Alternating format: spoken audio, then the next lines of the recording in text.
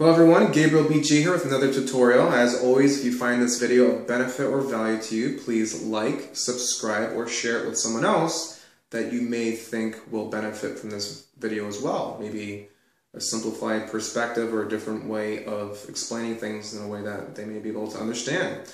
As always, you can connect with me in the social media below by following the links in the description, and you can check out the music at gabrielbgmusic.com.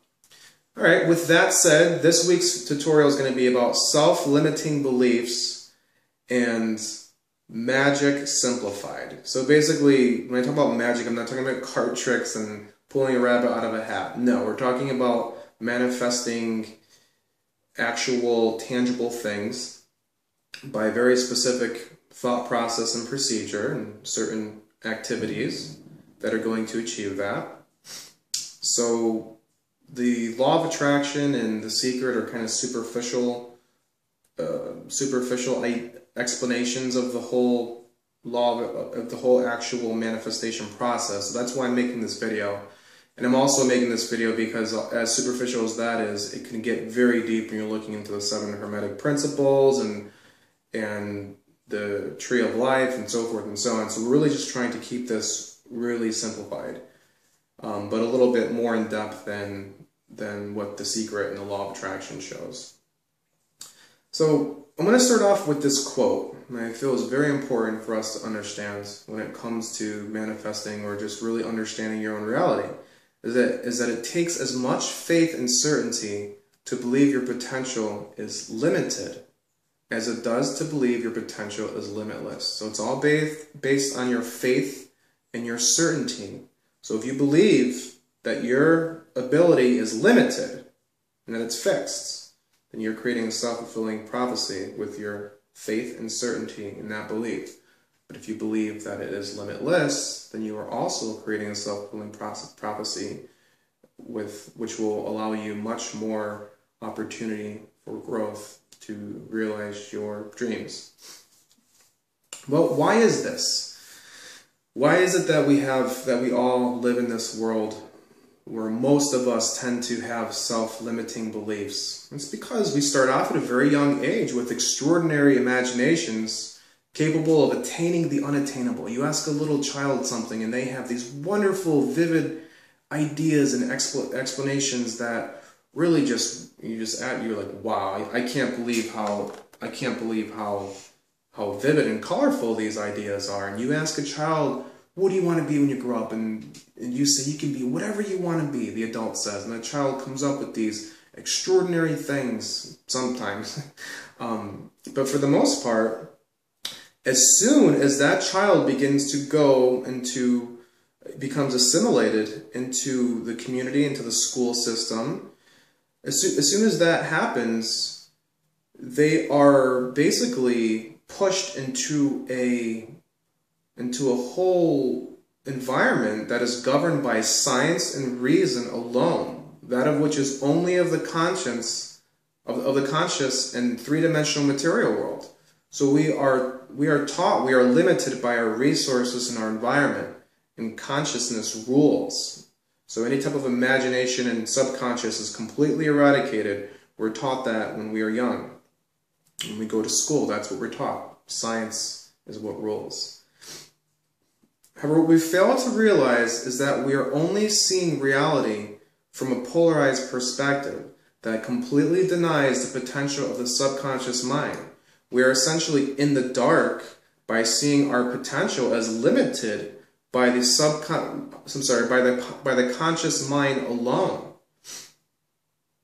So in seeing the world through this polarized lens, we actually are seeing things only through the material and three-dimensional world. We're not seeing things through the divine world, or all the potential that is available to us by using our subconscious mind, by using our conscious and our subconscious mind together. So to become enlightened, because we're essentially in the dark, we're only seeing things from one perspective, which really, that perspective doesn't give you the full spectrum of all that you are capable of. You're essentially in the dark, and that's where the whole enlightenment term comes from. To become enlightened, we must begin to understand the complete picture and explore our subconscious mind. The subconscious mind is where we may begin to birth that of which seems unattainable in the material world.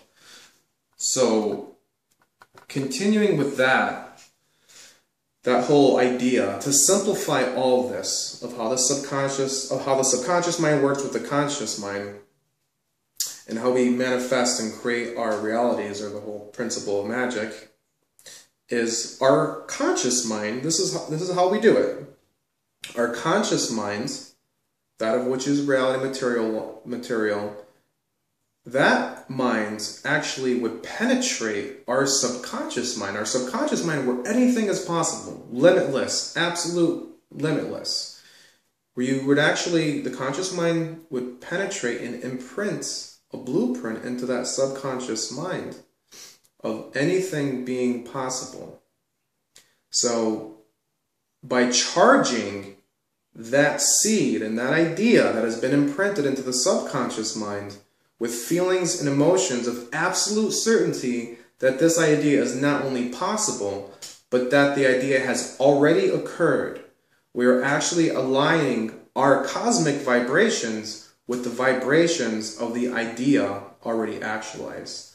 It's a little bit to wrap your head around, but you really think about it. So you have an idea in your conscious mind. You are then penetrating your subconscious mind, and you're imprinting that seed and that blueprint into the subconscious mind. Then you're basically fertilizing that seed in the subconscious womb with feelings and emotions charged with certainty, absolute faith and certainty that this idea is not just probable or possible, but it has already occurred.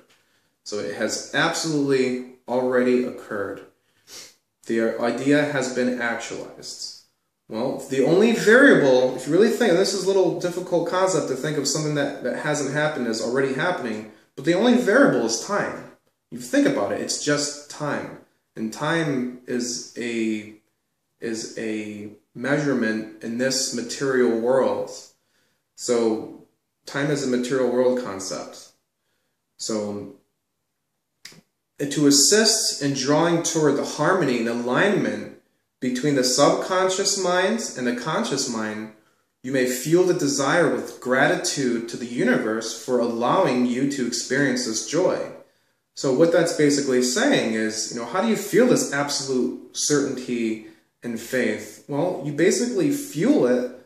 You also compound that with feeling the universe with, wow, thank you. I have so much gratitude that this dream, this goal, this imprint from my conscious mind, this vivid idea and imagination penetrating subconscious, being fueled by emotions of certainty and faith. Well, the best way to do that is by being grateful. How can you be grateful for something that hasn't happened yet? Well, the easiest way to express gratitude for something that hasn't happened yet is to express genuine gratitude for that of which you possess now, and then quickly shift your focus back and forth to that desire which is being birthed and is in the process of being attracted, especially just for you. So by shifting back and forth to gratitude to that of which you have now, just being thankful to breathe, being thankful for your house, for your car, for your children, your spouse, your wife, whatever it may be, just being for your health, having family members that are still healthy and alive that you get to see. Being genuinely grateful to the universe for that, and then actually shifting that focus to that of which is in your subconscious mind. So while you're meditating, you're going to show your gratitude for that of which you already possess, and then shifting that to that of which has not yet actually occurred, hasn't been actualized. The only difference is time. So really you're harmonizing your subconscious imprint, which was basically created in the conscious mind and then injected into the subconscious mind. You're taking that seed and you're using gratitude, faith, and certainty so that there is absolutely no doubt in your mind that this has already occurred. It's not that it might happen. It has already absolutely occurred. So that's absolute 100% faith and certainty. And by actually charging that with gratitude of what you have now, then shifting that gratitude to being grateful for it happening as if it's now, you're then further enhancing, synergistically enhancing that actual manifestation, because you're showing gratitude to the universe. A lot of us may really dislike our current situations, but in order to really think about this, why should you get anything more if you're not appreciative for what you have now? So that's an important concept to realize too, is having gratitude for what you have now, because unfortunately, sometimes when you actually achieve your goals, if you're constantly looking for something else, you'll never be happy. So that's this week's video. I hope you find it helpful. If you have any questions, feel free to write in the comment sections. And feel free to write in the comment section or connect on social media. And until next time, have a wonderful week.